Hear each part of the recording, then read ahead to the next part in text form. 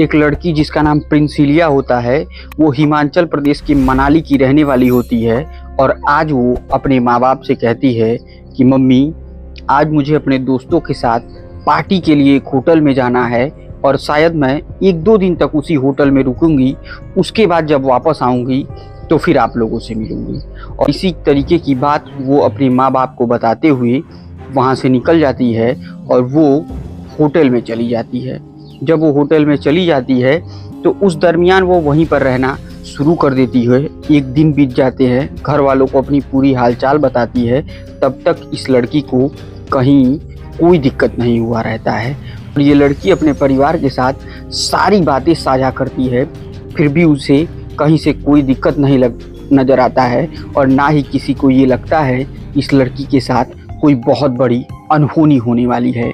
लेकिन दोस्तों, जब 2 दिन के बाद परिवार वाले इस लड़की का खोजबीन करते हैं तो इस लड़की के बारे में कुछ पता नहीं चल पाता है। वो पुलिस वालों को भी इसकी सूचना देते हैं, फिर भी कोई जानकारी निकल कर सामने नहीं आती है। और आखिरकार जा करके उस लड़की की लाश एक नदी किनारे मिलती है, जिसकी खौफनाक कहानी सुनने के बाद आपके भी पैरों तले जमीन खिसक जाएगी। और तो देर न करते हुए दोस्तों, आज के जुर्म के वर्चस्व की कहानी हम शुरू करें उससे पहले एक छोटा सा निवेदन, कृपया चैनल को सब्सक्राइब, वीडियो को लाइक और वीडियो को ज़्यादा से ज़्यादा शेयर कीजिएगा। तो दोस्तों, ये कहानी शुरू होती है एक लड़की से जिसकी उम्र महज अभी 22 साल के आसपास होती है। लड़की का नाम प्रिंसिलिया होता है और प्रिंसिलिया अपने माँ बाप के साथ बेहद अच्छे से रह रही होती है। वो नए और मॉडल जमाने की लड़की बन चुकी होती है। उसे अपने दोस्तों के साथ पार्टी करना, दोस्तों के साथ घूमना, दोस्तों के साथ कहीं जाना, ये सब बहुत ही अच्छा लगा करता था और उसे ये लगता था कि ये सब चीज़ें उसके जीवन के लिए काफ़ी अच्छी हैं। और इसी सोच के साथ वो लड़की बिल्कुल ओपन माइंड तरीके से इन मनाली जैसे अच्छे जगहों में घूमने की चॉइस रखती थी, अच्छे अच्छे होटलों में जाया करती थी और इसी तरीके से उसके रोज़मर्रा की ज़िंदगी में ये पार्टी करना शामिल हो चुका था। ये प्रिंसिलिया 8 अगस्त को यानी उधर जब 8 अगस्त के दिन यानी जब 8 अगस्त को कोलकाता के लेडी डॉक्टर के साथ वो उस तरीके की विभत्स घटनाएं हो रही थी, उसी दौरान ये लड़की अपने घर से होटल में जाकर रुकती है और उसी दरमियान 8 से 10 तारीख तक ये उसी होटल में रहती है। लेकिन 10 तारीख के बाद इस लड़की का कुछ पता नहीं चल पाता है और परिवार वाले तो बिल्कुल इस लड़की को खोज के परेशान हो चुके थे कि आखिर ये लड़की गई तो गई कहाँ। ना इसका मोबाइल नंबर मिल रहा था, ना इसके जो 2 दोस्त थे जिसके साथ वो होटल में रात गुजारी थी, उन लोगों से भी बातचीत नहीं हो पा रही थी। और जब परिवार वाले उस होटल में जाते हैं, उस होटल में बातचीत करने की कोशिश करते हैं तो वो लोग बता देते हैं कि ये लड़की तो यहाँ से कब का जा चुकी है। तो वो लोग कहते हैं कि उस सीसीटीवी कैमरे को दिखाइए जिसमें गई है, जिसमें होटल वाला कहता है कि पिछले 5-6 दिनों से यहाँ पर लाइट ही नहीं है, तो सीसीटीवी कैमरे कहाँ से हम आपको दिखाएं। अब घर वाले परेशान हो जाते हैं, परेशान होकर वो पुलिस के पास जाते हैं और पुलिस को 10 अगस्त को प्रिंसिलिया की गुमशुदगी की रिपोर्ट दर्ज कराते हैं कि हमारी बेटी है जो जिसका इस तरीके का है हुलिया और वो इसी होटल में आखिरी बार थी और यहाँ से वो मिल नहीं रही है। अब जिसके बाद पुलिस को ऐसा लगता है कि इस लड़की की कहानी को सुनकर वो कार्रवाई करने में आनाकानी करने लगती है। पुलिस जाती तो है खोजने, लेकिन काफ़ी देर से, और पुलिस इस मामले में कोई तो तत्काल एक्शन नहीं लेती है, किसी तरीके की कार्रवाई तुरंत करती नहीं है और देखते ही देखते दिन बीतते जाते हैं और आखिरकार उस लड़की का कोई भी पता नहीं लगा पाती है पुलिस।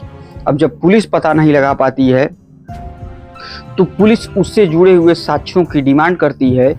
उस दौरान प्रिंसिलिया के पिता, जिनका नाम डेनियल होता है, वो डेनियल प्रिंसिलिया के लैपटॉप को लेते हैं और पुलिस को देते हैं कि इसमें किसी की आईडी हो या इससे कोई सुराग मिल पाए, उससे आप ट्रेस करने की कोशिश कीजिए। प्रिंसिलिया के बाकायदे नंबर को नोट कराया जाता है, उन 2 दोस्तों के भी मोबाइल नंबर नोट करा दिया जाता है, जिसके बावजूद भी पुलिस इस पर ना तो प्रिंसिलिया को खोज पा रही थी और ना ही उनके 2 दोस्तों को खोज पा रही थी। अब इधर माँ बाप की परेशानी बढ़ती ही जा रही थी, क्योंकि जवान लड़की अगर गायब हो जाए तो आप समझ सकते हैं कि किसी भी माँ बाप के ऊपर क्या गुजरेगा। और उधर माँ का रो रो कर बुरा हाल हो रहा था कि आखिर मेरी लड़की के साथ क्या हुआ होगा। चूँकि उसी दौरान ये घटना कोलकाता वाला भी वायरल हो रही थी, तो माँ बाप के दिलों में खौफ और तेजी से जगता रहता है कि आखिर कहाँ चली गई वो लड़की, वो मिल क्यों नहीं रही है। इसके बाद माँ बाप ने खुद तय किया कि वो पुलिस के बिना ही अपनी लड़की को खोजने की पुरजोर कोशिश करेंगे। और हुआ भी वही।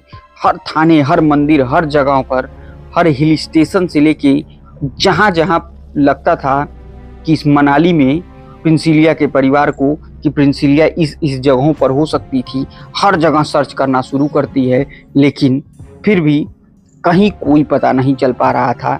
अब धीरे धीरे दिन बढ़ते चले जाते हैं और 13 अगस्त आ जाता है। 13 अगस्त को सुबह की 6:15 पर माता पिता बिल्कुल परेशान होकर के इस ब्लैक मैजिक होटल, जिस होटल में प्रिंसिलिया रुकी थी, उससे तकरीबन 15 मील की दूरी पर ये माँ बाप सर्च करने के लिए जाते हैं, खोजने के लिए जाते हैं। और उसी पुल के पास एक रिजॉर्ट होता है, स्पेन रिजॉर्ट, और स्पेन रिजॉर्ट के पास से ब्यास नदी बह रही होती है और उसी ब्यास नदी के किनारे इस लड़की का शव मिल जाता है। अब आप सोच सकते हैं कि वहाँ की पुलिस किस तरीके से एक्टिवेट थी कि खुद माँ बाप ने एक नदी के किनारे सर्च करके अपनी बेटी के शव को बरामद किया, लेकिन पुलिस को इसकी जानकारी तक नहीं लग पा रही थी कि प्रिंसिलिया गई तो गई कहाँ। पुलिस अपने कार्यों को लेकर किस तरीके से वहाँ पर बर्ताव कर रही थी, ना वो परिवार की मदद करना चाह रही थी और ना ही खुद पुलिस इन बातों को सर्च करना चाह रही थी। और आखिरकार जब माँ बाप ने अपनी बेटी के शव को पा लिया, खोज लिया, तो उसके बाद उन लोगों ने इसकी तुरंत जो सूचना थी पुलिस को दी, लेकिन बावजूद इसके पुलिस को आने में 2 घंटों का समय लग गया।